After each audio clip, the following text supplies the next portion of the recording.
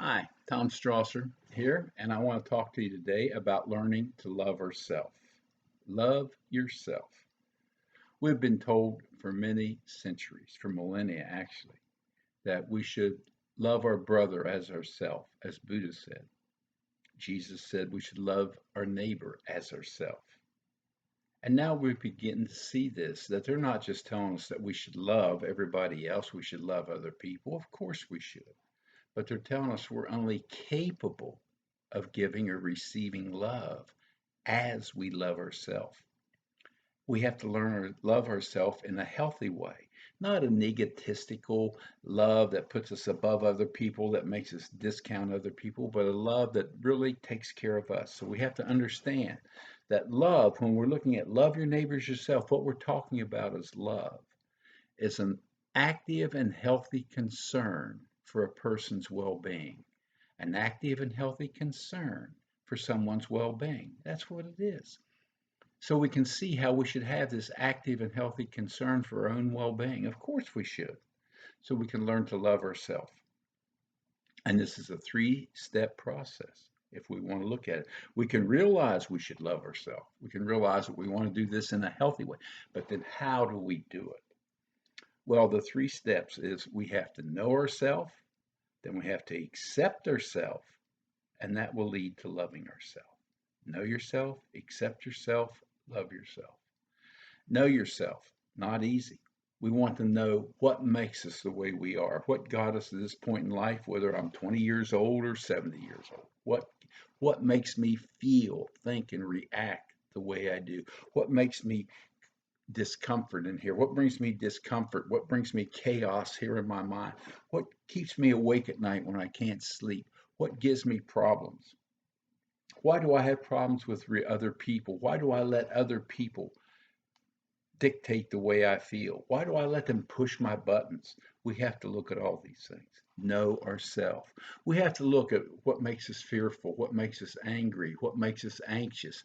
Why do we react this way with other people? Why do we let other people control our feelings? We have to look at our honesty, our sincerity, our truthfulness, all these different facets.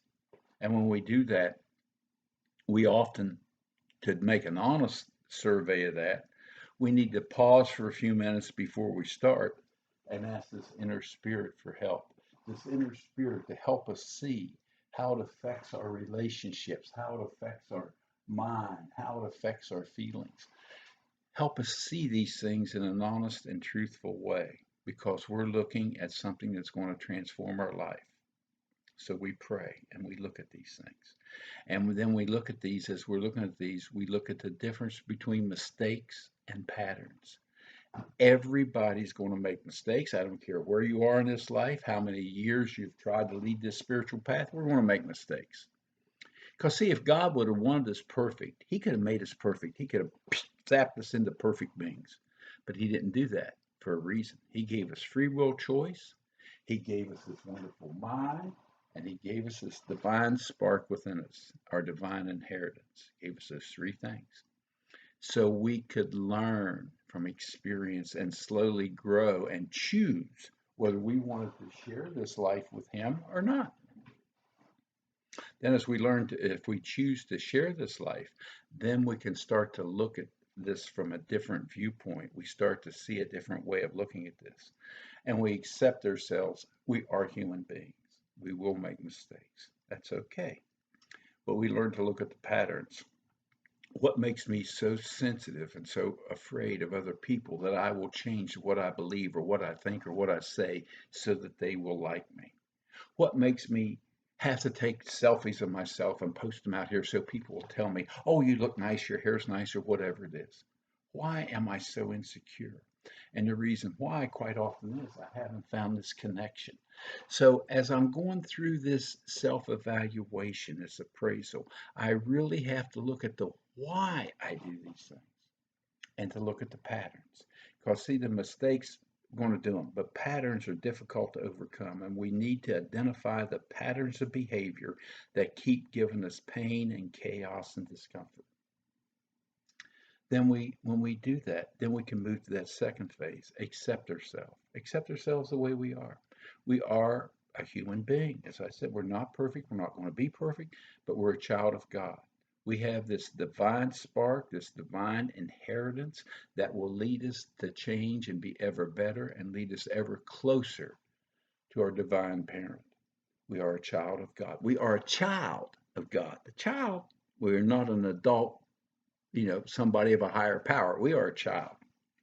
We'll be a child and even forget as old as I am. We're still a child. So we are a child of God. And we will hopefully learn to say, we accept us for where we are. Because see, acceptance is so important. When I have this discomfort down through here, when I have this chaos up here, I'm not accepting something.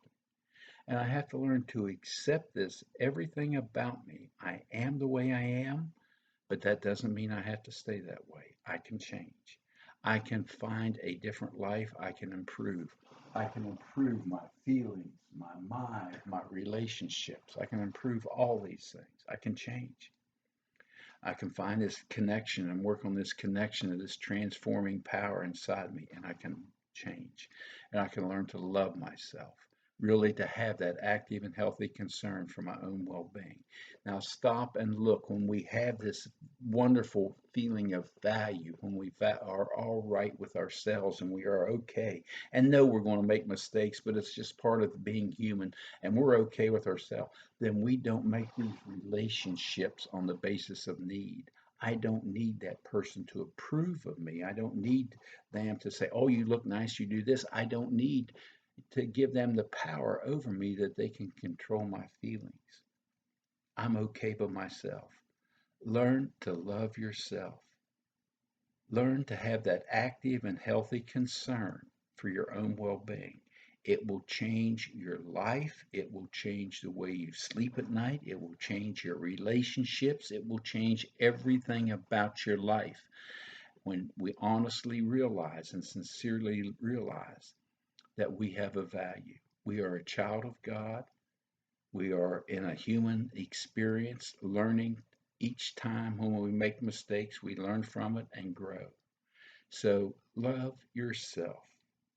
This is a wonderful opportunity for transformation. Love yourself. Namaste.